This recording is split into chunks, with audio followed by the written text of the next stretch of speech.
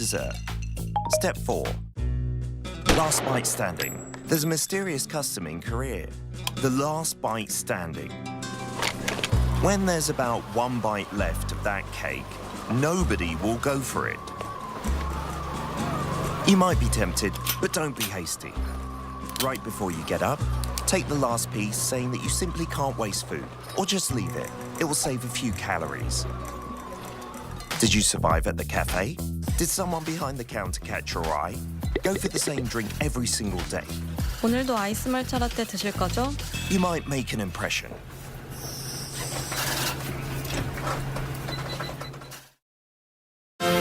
Millennial and Gen Zs are reshaping the world. News generation shares their fresh perspectives on what's trending now. From global developments to everyday culture, we're diving into the stories that matter. This is News Generation.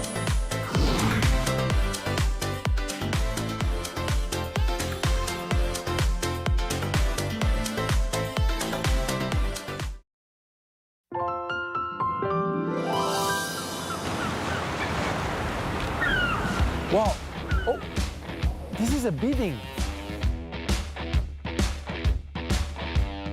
에너지 들어가 있어요. 우와. 맛봐도 돼요? 와우.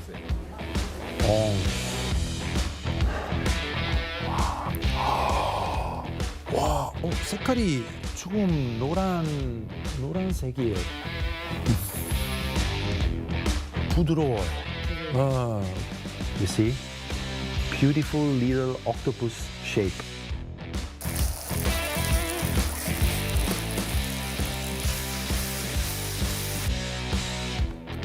Yes. Perfect.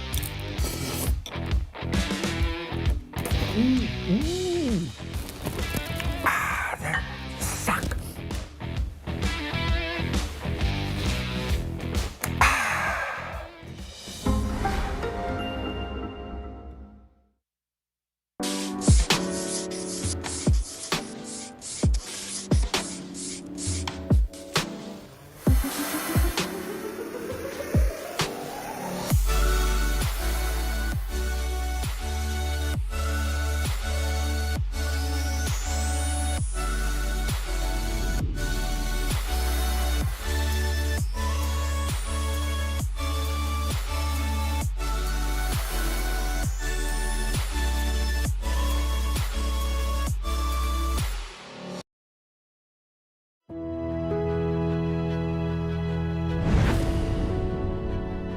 The moment we wear it, our spirits lift. It helps us grow strong in body and in mind. As we wear it, we learn patience and respect. The belt system motivates students to strive harder and continue growing. This uniform shapes movement into grace and turns performance into something thrilling. Now, embraced around the world, Taekwondo shares our culture, philosophy, and values with pride and spirit. Though it may seem simple, this uniform holds your passion and your journey. It belongs to Taekwondo. Wear the extraordinary. Be with Taekwondo.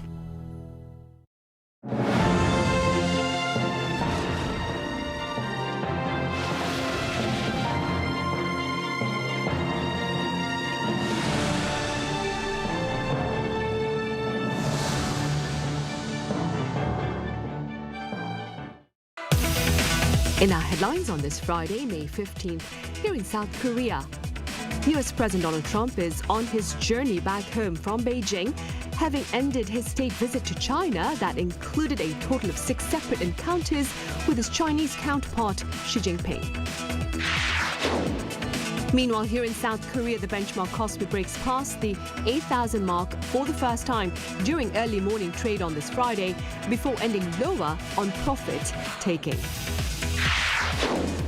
Also, Culture Minister Choi Hyung is in the city of Miryang in Korea's Gyeongsang-namdo province to to learn firsthand about the impact of government programs to breathe new life into smaller cities through culture and tourism.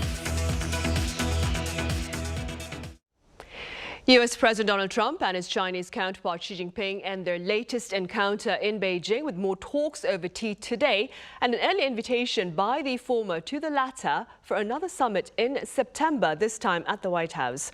Our Kim Do-yeon reports. The summit between U.S. President Donald Trump and Chinese President Xi Jinping ended on Friday with a symbolic gesture at the walled-off Songnanhai complex. The two had lunch and tea at the special venue, and President Xi offered a rare glimpse into the private imperial gardens, a gesture typically reserved for China's closest allies.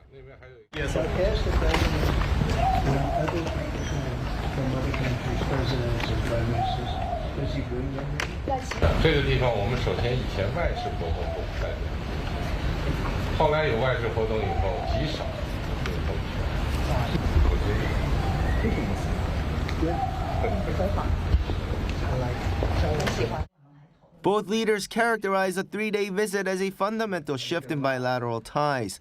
President Trump praised the personal rapport he has built with his counterpart over the last decade, suggesting their chemistry has allowed them to bypass traditional diplomatic gridlock. And we've settled a lot of different problems that other people wouldn't have been able to settle. And the relationship is a very strong one. So far, we have established a new bilateral relationship, or rather a constructive relationship of strategic stability. This could be described as a milestone visit. On the economic front, President Trump indicated that he is returning to Washington with significant progress toward fantastic trade deals. In an interview with Fox News, Trump described President Xi as all business, noting a pragmatic commitment to economic coordination. The U.S. leader said China has committed to major purchases of American goods, including a large order of Boeing aircraft and a significant increase in imports of U.S. agricultural products, specifically soybeans, while gradually opening parts of its economy to U.S. businesses. To manage these ongoing economic ties, the two sides have agreed to establish a new Board of Trade to handle disputes without immediately resorting to new tariffs. However, no joint statement or declaration was adopted by the two leaders for this trip. The two will meet again this year, as on Thursday, Trump invited Xi to the U.S. in September. Kim Do-yeon, Arirang News. Thursday's talks between the leaders of the U.S. and China appear to have touched upon Tehran, but subsequent statements from Washington and Beijing stand apart with regard to the extent of such dialogue and related decision. Our Lee Seung-jae explains. U.S. President Donald Trump and Chinese President Xi Jinping agreed during summit talks in Beijing that Iran must never obtain nuclear weapons and that the Strait of Hormuz should remain open, in a development that could help revive stalled U.S.-Iran peace negotiations. According to the White House on Thursday, both leaders agreed on the importance of keeping the strategically vital shipping route open to protect global energy supplies. Washington also stated that Xi opposed any militarization of the strait and expressed interest in increasing U.S. crude oil purchases. The agreement reflects one of Trump's key demands for ending the conflict in the Middle East. Ahead of the summit, U.S. officials had urged China to use its influence over Tehran to help ease tensions in the Gulf region. U.S. Secretary of State Marco Rubio said China has a strong interest in resolving the crisis because it relies heavily on energy shipments passing through the Strait of Hormuz. U.S. Treasury Secretary Scott Bessent also said Beijing was expected to engage figures close to Iran's leadership quietly. China, however, struck a noticeably more cautious tone after the talks. Beijing confirmed Middle East issues were discussed, but did not specifically mention the White House claim that both sides agreed Iran should never possess nuclear weapons. Analysts say China appears reluctant to fully align with Washington's approach as it seeks to preserve leverage over Iran while protecting its own strategic interests in the region. Following the summit, Trump told Fox News that Xi had also offered to help negotiate an end to the war and support efforts to reopen the Strait of Hormuz to global shipping. Trump says Xi expressed a willingness to play a constructive role in helping resolve the conflict and stabilize shipping through the Strait of Hormuz. The U.S. president also claimed Xi assured him China would not provide military equipment to Iran, although questions remain over Beijing's broader economic and strategic ties with Tehran. 이승재, Arirang News. Meanwhile, here in South Korea, President Lee Jae-myung will host his Japanese counterpart Sanai Takaichi next week. According to the Blue House, on this Friday, the two leaders will sit down on May 19th, that is next Tuesday, at the president's hometown of Andong for an expanded session of talks, a joint press conference and dinner. On their agenda is collaboration on economic and social matters of mutual interest, as well as the standoff in the Middle East. The two leaders last met in the Japanese Prime Minister's hometown of Nara Prefecture in January. The Defense Ministry here is reportedly planning to make public South Korea's blueprint for nuclear-powered submarines as early as the end of this month. According to sources, the roadmap will share the submarine's defensive nature in compliance with the Nuclear Non-Proliferation Treaty, as well as the overall timeline.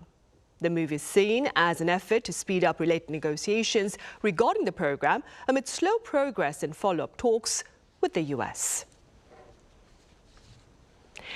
The Lee Jae-myung administration's pragmatic diplomacy includes advancing bilateral interests with partners in the global south. That being said, my colleague Oh Soo-young reached out to a senior official at the Foreign Ministry here for a better understanding of these related efforts. To take a listen.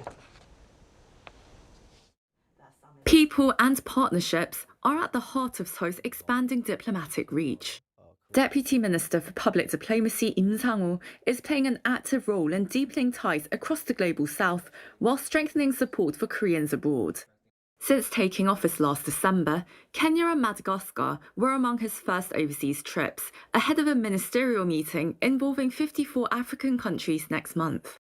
This is also in the context of our diplomacy that focuses more on strengthening our relationship with the Global South. And of course, Africa is an integral part of the Global South.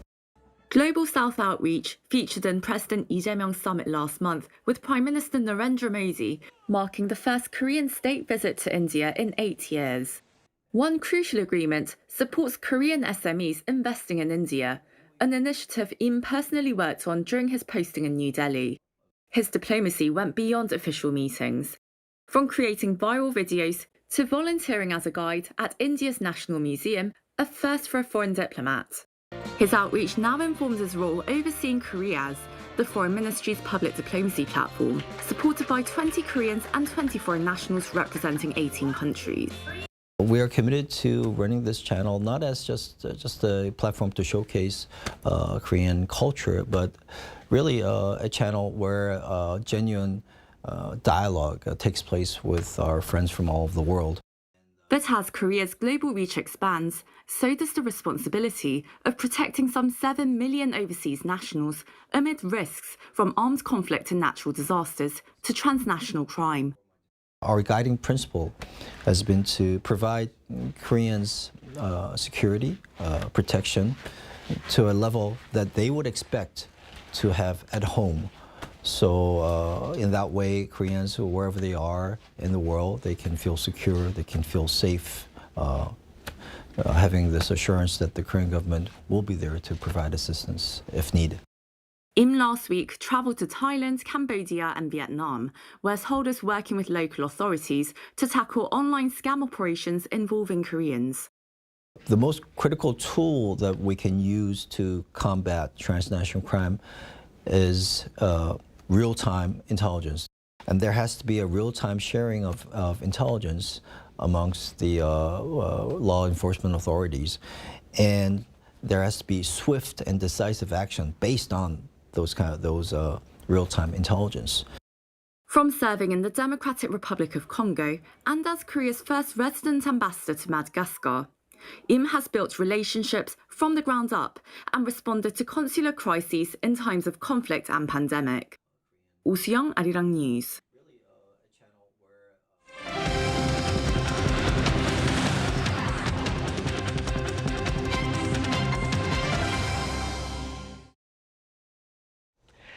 South Korea's benchmark KOSPI broke past the 8,000 mark for the first time during early trade on this Friday before closing its session lower on profit-taking. Our economics correspondent Kim Jun-hong reports. Korea's benchmark KOSPI passed above the 8,000 mark for the first time ever during trading on Friday. The index closed at 7,493.18, down 6.12% from the previous session. The move above 8,000 came roughly 10 minutes after the opening bell, just 7 trading days after first breaking through the 7,000 mark. Yet sharp swings dominated trading throughout the day. The index seesawed between gains and losses before falling as much as 7% from the previous session during trading, triggering a sell-side sidecar at one point. Unlike the previous rally led by the country's chip giants, Friday's gains were powered by a wider group of market heavyweights. Samsung Electronics and SK Hynix both ended lower, while shares of LG Electronics and Hyundai Motor moved higher.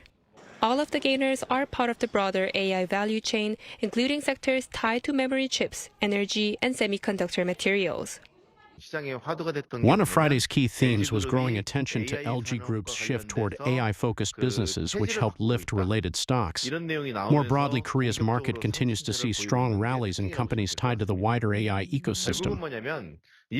During Friday's session, foreign investors continue to take profits from major chip makers. Given the outsized influence those semiconductor heavyweights have on the benchmark index, the broader market was also dragged lower by the selling pressure. With the record-breaking rally largely driven by the country's chip giants riding the semiconductor supercycle, overheating concerns and the risk of heightened volatility continue to fuel caution in the market. Volatility in Korea's stock market has surged sharply. Historically, the gap between intraday highs and lows averaged around 1.4%, but recent swings have widened to 3 to 4%. That marks the third highest level since the global financial crisis and the pandemic. Brokerages at home and abroad are raising their KOSPI targets, with some even talking about the index reaching 10,000. But with market volatility, attention is now on whether the rally will cool off or move higher. Kim Jun-hong, Arirang News. In other news now, findings for the month of April by the Bank of Korea show export prices up and import prices down, but officials remain on edge about the potential broader implications of a prolonged conflict in the Middle East. Our Yoon Jin has the latest. South Korea's export prices surged in April, with the export price index marking 187.40, up 7.1% from the previous month. This, according to data from the Bank of Korea on Friday, marks the 10th consecutive month of growth, led by the manufacturing sector, including computer, electronic, and optical equipment, and largely attributed to the sharp increase in semiconductor prices. Central bank data also shows import prices fell 2.3% on month in April, marking the first on-month drop in 10 months. South Korea relies heavily on energy imports. The decline came as the price of Dubai crude, South Korea's benchmark, fell 17.8% on month to $105.07 per barrel, affected by the U.S. and Iran agreeing to a ceasefire on April 7th. However, prolonged geopolitical tensions in the region continue to pose upward risks for future raw material supplies. Prices of raw materials fell 9.7% in April from a month earlier, while intermediate goods rose 2.1%. Despite these uncertainties, the country's net barter terms of trade index improved, jumping 14.3% on year. The South Korean economy continues its recovery trend on the back of strong semiconductor exports, and domestic consumption has maintained its recovery. However, as the Middle East conflict remains ongoing, consumer sentiment has weakened, while rising global oil prices are intensifying financial burdens on the people. Presiding over a meeting of economy-related ministers Friday morning, Finance Minister Koo Yoon-chul said that as the war drags on, its impact is becoming evident. Even amidst the impact of the war in the Middle East, our economy is demonstrating the resilience of a Republic of Korea that grows stronger in times of crisis, with exports, the current account balance, and stock market indices reaching all-time highs. However, it is also true that as the war prolongs and the burden on the real economy, including consumer prices and employment, is becoming visible alongside the impact on our industries. The government will closely monitor changes in domestic and international situations to minimize the economic hardships faced by the people, as it also works to promptly implement supportive measures through a supplementary budget. 이은진, Arirang News. On the local political front, candidate registration for the June 3rd local elections and parliamentary by-elections comes to a close on this Friday at 6 p.m. And later this evening, the National Election Commission will assign candidate numbers. Voters are set to elect mayors and governors in metropolitan cities and provinces, as well as superintendents of education and heads of smaller local administrative districts. The official campaign period will kick off on May 21st and continue through June 2nd. Early voting is scheduled for May 29th and the 30th.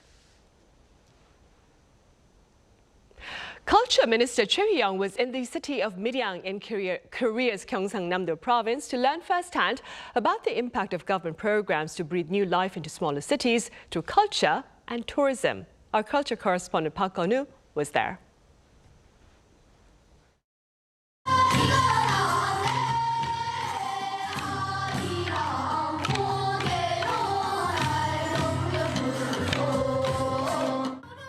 Students sing and dance passionately during a performance inspired by Miryang Arirang, a traditional folk song unique to the region. In Miryang, a southeastern city grappling with population decline, these young students are also taking part in efforts to promote their hometown through local cultural performances. This has been a big help as the city has been designated as a culture city, part of a governmental program aimed at revitalizing such regions through local cultural content. I feel like I should have visited much earlier. Local culture seems to be growing stronger on the foundations we've worked on. We'll continue listening to what support is needed and do our best moving forward. During a two-day visit to the city, Culture Minister Choi Young also met with local residents to hear firsthand about the challenges they face. Miryang has been one of the pioneer cities to apply the government-backed half-cost travel program, and officials say they've witnessed a boost in visitor numbers. But local merchants are asking for more support. I hope the program can be promoted earlier and backed with a larger budget so more people can benefit from it. If the half-price travel program becomes more active, it will greatly help revitalize the regional economy. Amid the shrinking population, people relocating to the countryside and setting up their own businesses is also becoming more noticeable in the city. But some say support programs are sometimes unreachable. I'm in my 40s, and when it comes to support programs or opportunities to participate, I've become too old to qualify. In agriculture, people are considered young enough to earn support until 50, so I hope there can be broader support for people like us as well. It's inspiring to see the younger generation's efforts to rediscover strengths in places once weakened, and these efforts deserve continued support. More successful cases need to emerge so that others will also be inspired to follow the path. With more support from the Culture Ministry and continued efforts to further develop the region's cultural content, the area is now looking to attract more visitors and boost regional growth. Park Gun-woo, Arirang News, Miryang. Meanwhile, in the southern port city of Busan, starting today, Haeundae Beach is hosting its annual Sand Festival, and this year about a dozen international artists have on display a collection of carefully crafted sculptures that share the story of Busan then and now. Our culture correspondent Chung Hae-rim files this report. Here in the port city of Busan, Haeundae Beach has been transformed into a massive outdoor gallery for the 21st annual Sand Festival. This year, the shores are playing host to a journey through Busan's history by sand, featuring 17 monumental works that bridge the city's past with its ambitious future. 11 world-class artists from 5 countries have spent weeks sculpting everything from Busan's historic spots to its modern identity as a hub for cinema and its love for baseball. We wanted to capture the entire panoramic view of Busan within a single work. We used the natural sand right here from Haeundae Beach. We compressed the sand using molds and then carved from the very top down to the bottom. Other sculptors were actually shocked by the level of detail, specifically how we hand-carved every single window in the buildings by hand. This piece portrays Busan during the Korean War, where it served as a temporary capital and embraced countless refugees. Pieces like this represent the city's history through sand, who truly witnessed it all. For the thousands of visitors, the scale of work is astonishing. I'm here on a school field trip. It's so cool, and the sculptors must have put in so much care. It looks like it would have taken a long time to make. So we're on a cruise, so we're here in Busan for the day. We wanted to come and visit the beach. They're cool. Yeah. I like them. Yeah. The biggest one is their favorite. We came to have lunch nearby and heard about the Sand Festival, so we stopped by. I saw the Train to Busan piece, and it's much more detailed than I expected. You can even recognize the actors, which was really fun. The festival offers more than just sightseeing. Thrill seekers can hit the dunes for sandboarding, while families can engage in water gun battles or learn the secrets of sand sculpting themselves. The main festivities and interactive programs run through May 18th. However, the 17 masterpieces will remain on display for the public to enjoy until June 14th. 정혜림, Arirang News, Busan.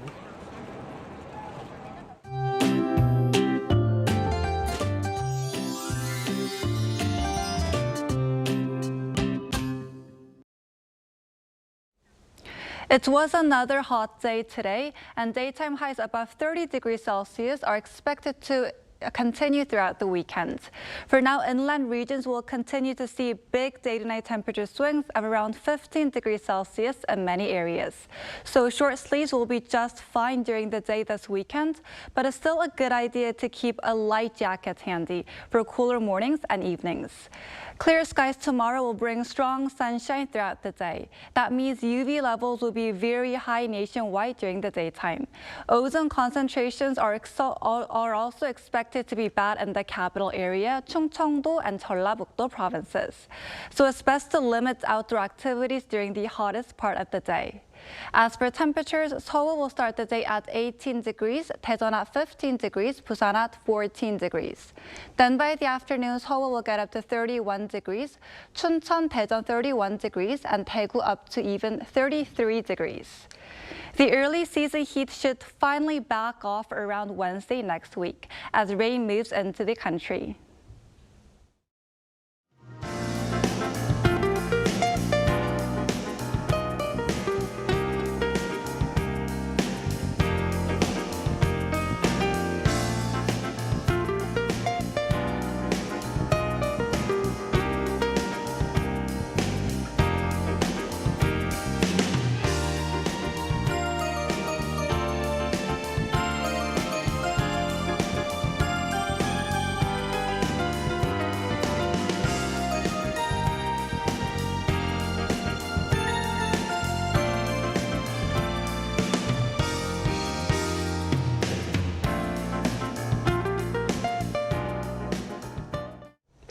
Right, those are the headlines at this hour here in South Korea. Coming up right after this break is our daily panel session, so do stay with us, and thank you for now.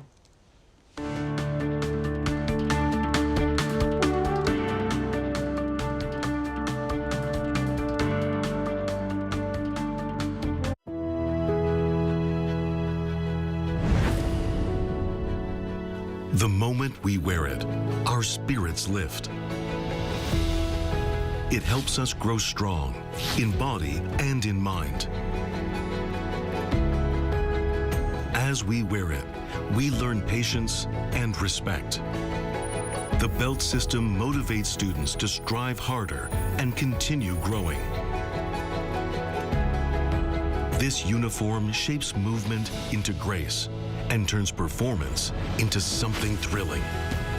Now, embraced around the world, Taekwondo shares our culture, philosophy, and values with pride and spirit.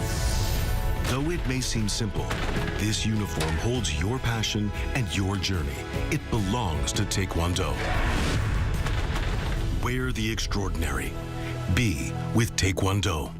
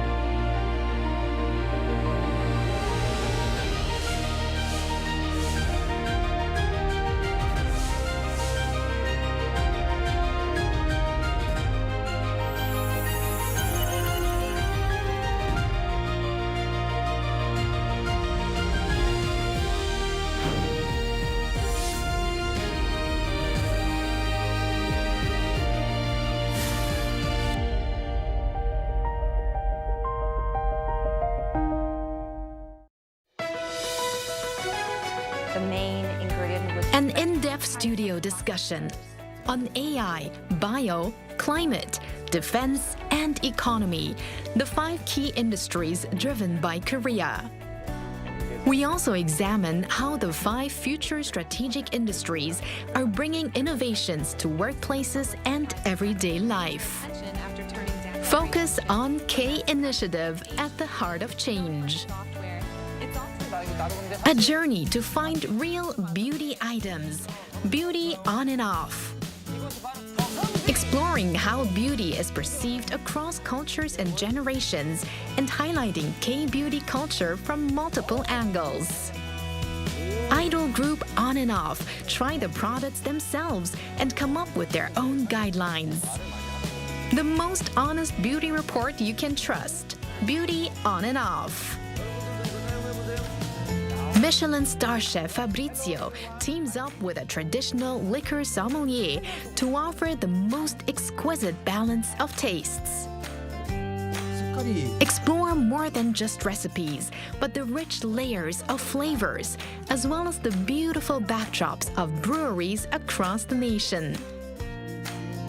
Experience the Korean sentiments and the art of balance laid out on a table. Music for the ears as well as the eyes. Come closer to the riveting charm of K-pop. Experience the height of performance, style, and detail. An interactive music show calling out to K-pop fans around the world. Tune in to Simply K-pop, the trendiest choice for global fans. held its first debate over the weekend. The economy is expected to expand 2.5% this year. Boosting Korea's ties with its global partners on the sidelines of this latest UN summit. There's a massive drone attack on Ukraine overnight on Monday and Tuesday.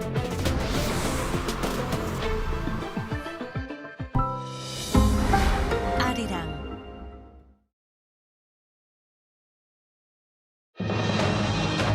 Donald Trump and Xi Jinping see eye to eye on the importance of promoting trade, but on geopolitics, they appear to have differing priorities. With more on Press Perspective today.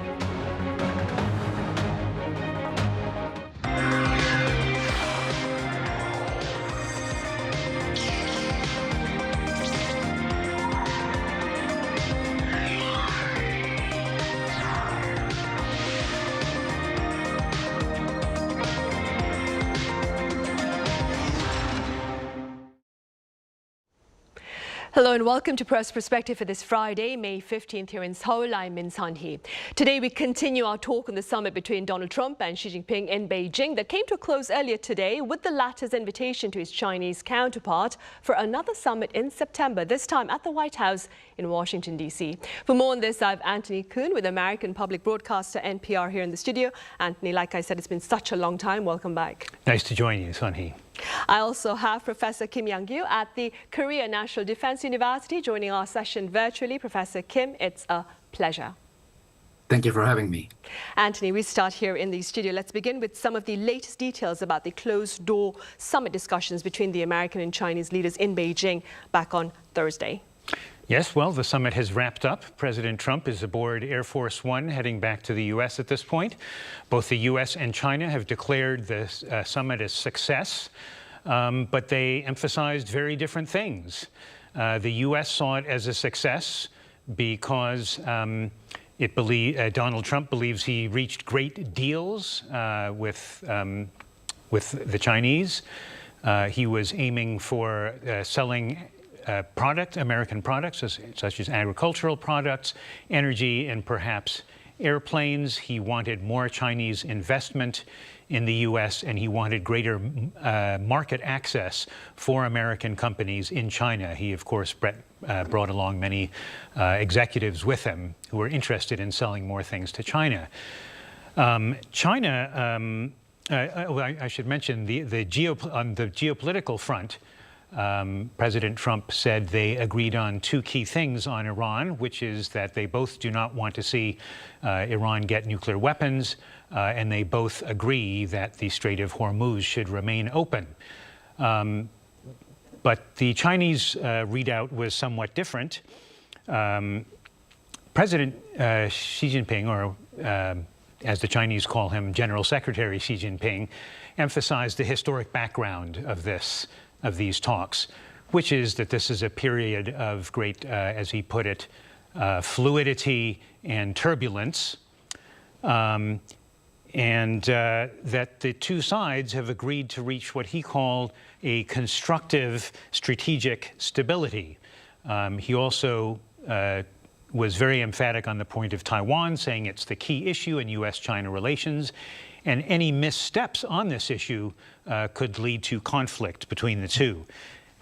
Now, both sides in their readouts really mentioned their own points and did not mention the other side's points. So that seems to suggest that they got what they wanted out of it and they emphasized what they wanted. But it seemed a little bit like two different meetings they were describing.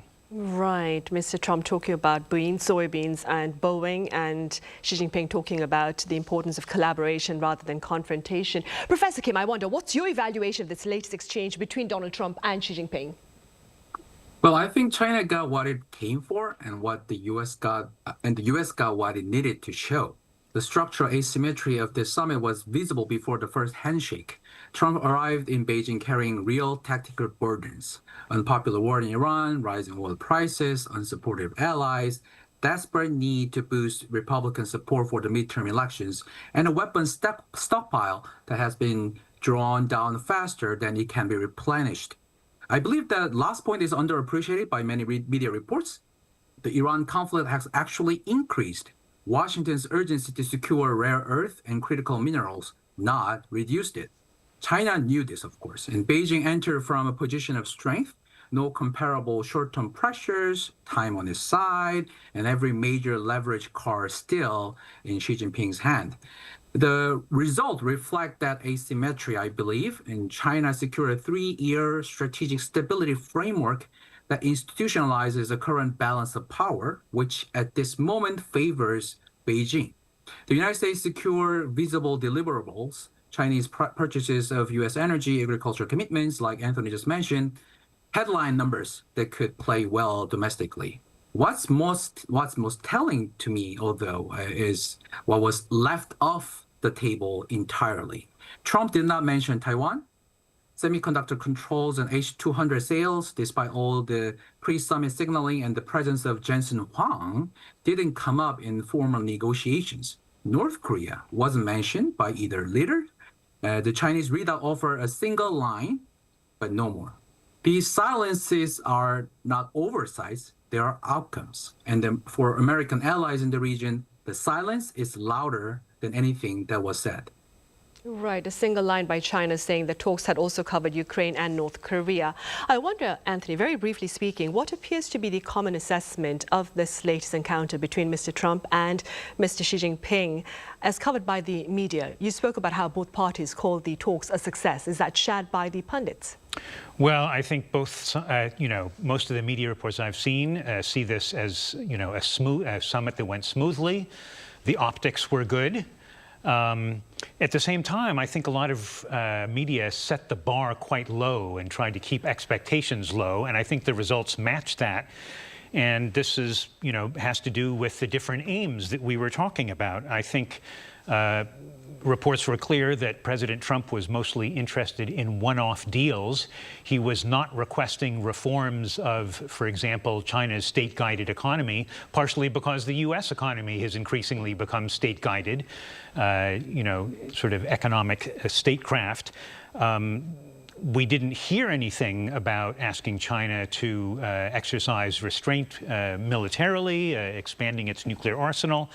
On human rights, we heard that President Trump may have raised the cases of people like Hong Kong, the jailed Hong Kong newspaper publisher Jimmy Lai, but it doesn't seem to be a systemic thing, and it seems to have been limited to a few celebrity dissidents.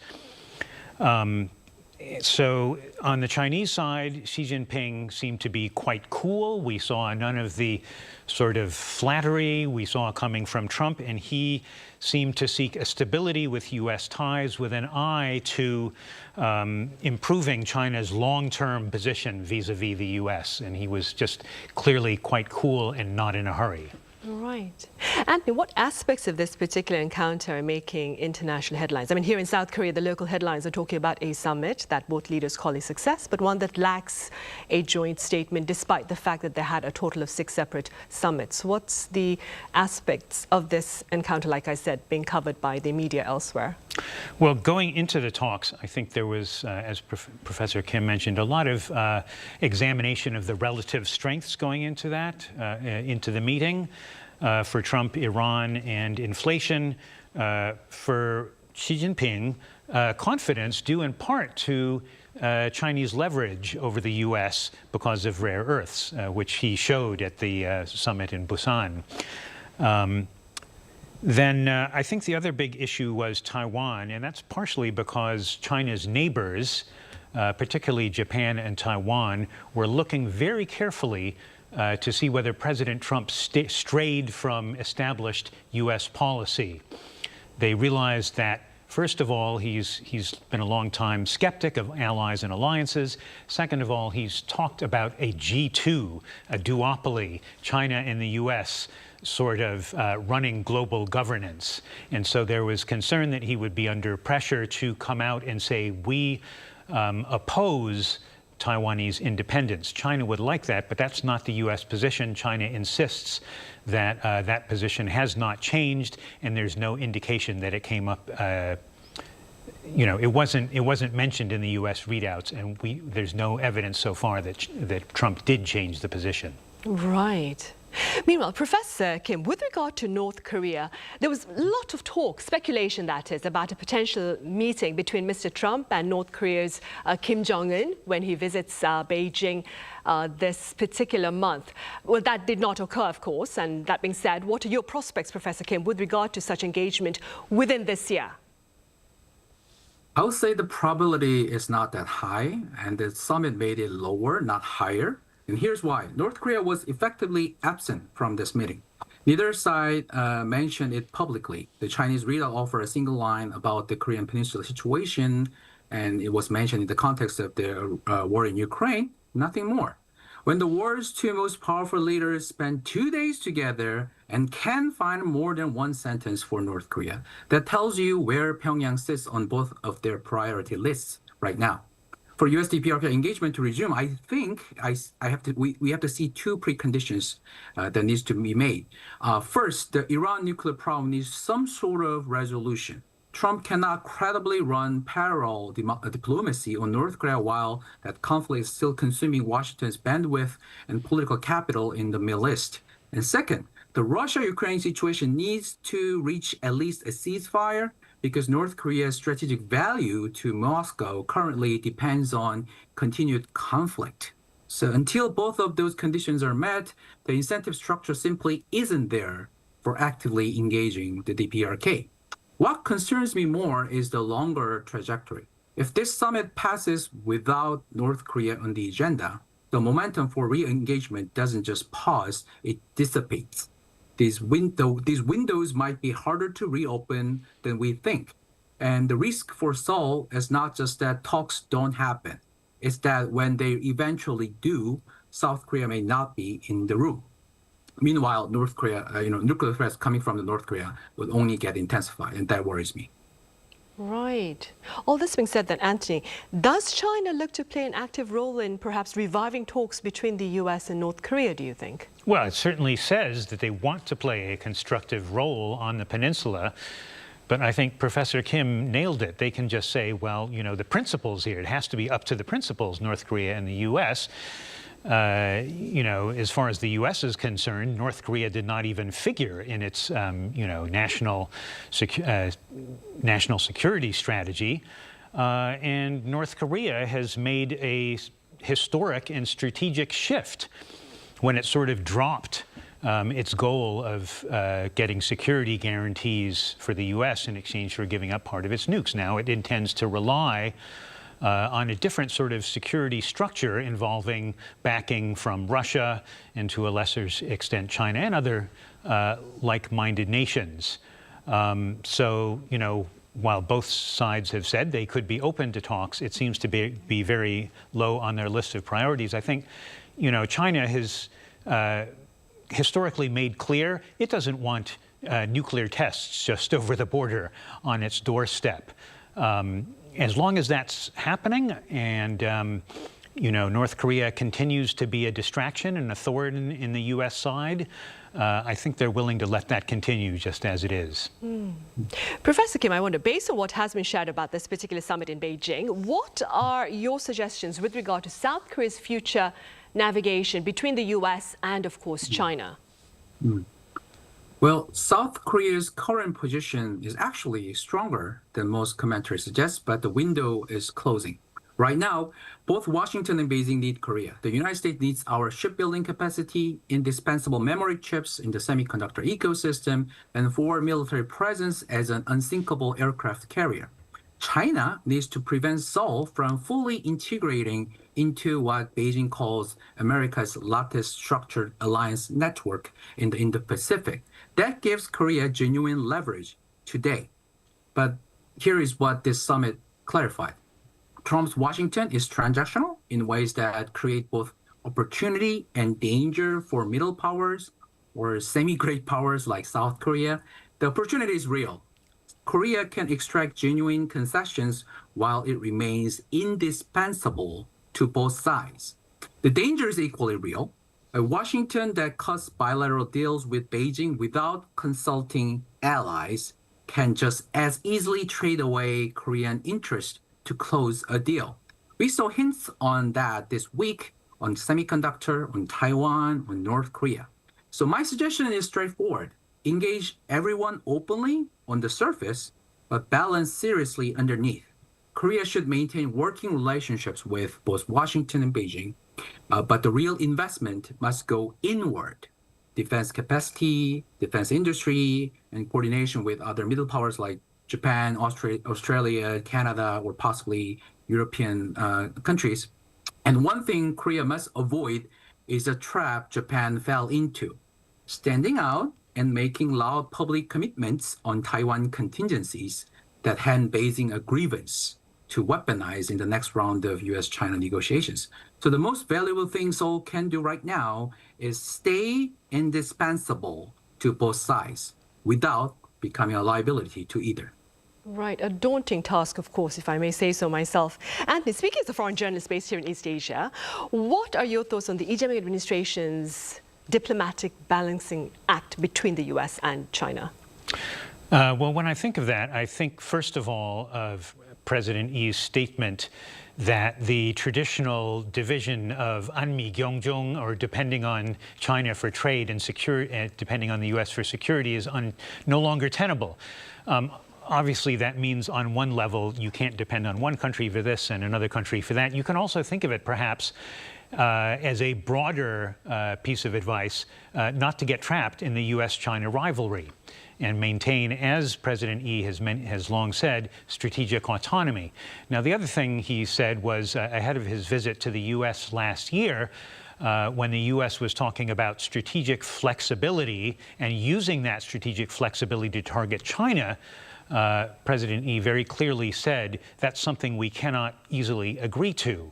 And that is also a way of, you know, not letting one's interests get hurt by the U.S.-China rivalry. And finally, to just sort of, you know, follow up on what Professor Kim said, you can see this happening, you know, U.S. allies and China's neighbors trying to maintain ties with both sides, trying to say indispensable, trying to anchor the U.S. and keep their interest and commitment, at the same time hedging, double hedging, triple hedging by tightening ties amongst themselves, ties for energy and trade, so that they're not subject to economic coercion, and defense ties so they're not subject to military coercion. Look what Japan Prime Minister Sanae Takaichi did during Japan's Golden Week, going to Vietnam and Australia and talking about economic resilience, and also, of course, the Canadian Prime Minister Mark Carney, who, after getting into a trade spat with President Trump, embarked on a tour forging deals with 12 countries across 4 continents, diversifying relations, making friends, keeping options open, building strategic autonomy. Right, and speaking about such diplomacy, Professor Kim, come next Tuesday, that's May 19th, President Lee Jae-myung will host his Japanese counterpart Sanai Takaichi in his hometown of Andong. I wonder, does their agenda look to be affected by issues on the Trump-Xi's summit table? I think significantly, and I would argue this summit has made the meeting more urgent, not less. Seoul and Tokyo just watched the world's top 2 countries spend 2 days together managing a relationship in ways that didn't fully account for allied interests. This, of course, is a structural reality of how great power politics works, and I don't have any complaints about it, but it does clarify what Korea and Japan need to do together. 3 issues demand immediate coordination. First, North Korea. Beijing and Washington have both, in their own ways, moved Pyongyang down their priority lists. That leaves Seoul and Tokyo as the 2 capitals most directly exposed to a nuclear North Korean threat that is now less constrained by great power diplomacy than it was a week ago. Second, Taiwan. Its disappearance from Trump's commitments is not just a diplomatic footnote. If a Taiwan contingency were ever to materialize, the threat environment on the Korean Peninsula would escalate simultaneously and dramatically. And for instance, sending a wrong signal to Pyongyang and possibly inviting military provocations that might create a 2-front war for the U.S. That linkage is something Seoul and Tokyo must think through together. And lastly, supply chains, rare earth, critical minerals, energy security. The vulnerabilities that China always has been weaponizing through export controls affect Korea and Japan in parallel ways. So coordinating resilience on those fronts is no longer optional.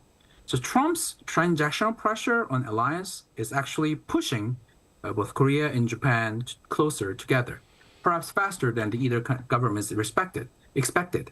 The expectation for May 19th is whether both sides are willing to convert that convergence into concrete coordination and deliver a shared message to Washington about what allied interests require before the next round of U.S.-China negotiations and deals, probably in September. Right, and perhaps touching upon something Professor Kim has mentioned, this is an impromptu question, Anthony, but do you believe that Mr. Trump's allies, including, of course, countries like South Korea and Japan, have indeed been promoting their bilateral ties amid questions of the reliability of the Trump administration with regard to security? Yes, I think it's fascinating to watch both Japan and South Korea discover how much they have in common. And a very big part of that is how to deal with the U.S. and how to manage Trump. And I believe they've both gleaned experience. Obviously, the gold standard was set by Sanai Takaichi's predecessor, Shinzo Abe. But in general, how to manage pressure, how to communicate to Washington what they need from Beijing. I think it's very interesting to note that, Japan has been trying to get the U.S. to take their side with China and say they were unfairly treated, all the export restrictions that China slapped on them. I thought it was also very interesting to note that, first of all, nothing was mentioned about that coming out of the summit. It's not clear that the U.S. did take Japan's side. I was also interested to see that when U.S. Treasury Secretary Scott Bessent was in Seoul, we didn't hear about any requests to bring up with China the issue of North Korea, and that was a bit surprising. Perhaps the expectation just wasn't there that the U.S. would do much. But I really think that the U.S. should pay more attention to the South Korea-Japan bilateral relationship. It's progressed so far since the Camp David summit under President Biden. I think they really should push ahead and compare notes on dealing with the U.S. Right, which is something that pundits here in the country have also been saying. I'm afraid that's all the time we have today. Anthony, thank you so much for your time and your thoughts. Thank you so much. Professor Kim, thank you so much for your insights today. Thank you very much. Right, that is all the time we have for this week's editions of Press Perspective. Thank you for watching and have a great weekend.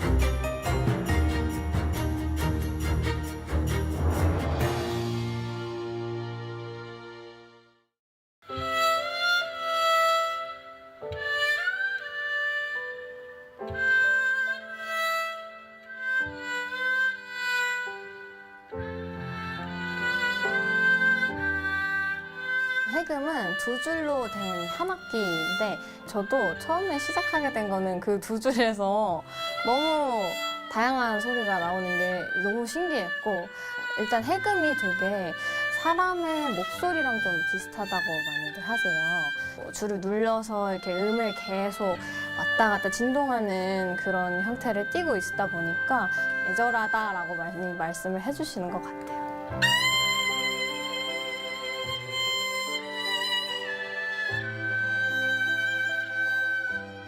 이 곡은 제가 좀 오래 좋아했던 친구에 대한 제 여러 감정을 담은 곡인데요. 슬펐던 마음 혹은 뭐 고마웠던 마음 이런 여러 가지 감정들을 한데 묶어서 마음이 담긴 곡이라고 할 수 있습니다.